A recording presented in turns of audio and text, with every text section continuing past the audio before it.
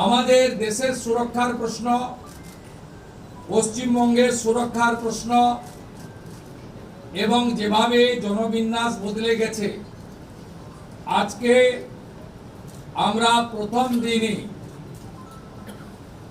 আমরা কেন্দ্রীয় স্বরাষ্ট্র দপ্তর তথা বিএসএফ এর সীমান্ত সুরক্ষিত করার জন্য জমি ট্রান্সফার প্রক্রিয়া আমরা আজকে অনুমোদন দিলাম এবং আজ থেকেই ল্যান্ড ট্রান্সফার প্রক্রিয়া শুরু হবে। ভূমি ও রাজস্ব সচিব তাকে এবং মুখ্য সচিবকে দায়িত্ব দেওয়া হলো ৪৫ দিনের মধ্যে বিএসএফ এর প্রয়োজনীয় জমি হস্তান্তর সম্পূর্ণ করতে হবে, যা আমাদের কেন্দ্রীয় স্বরাষ্ট্রমন্ত্রী নির্বাচনের আগেই বলেছিলেন। এই কাজটা আজকে প্রথম ক্যাবিনেটে আমরা করলাম।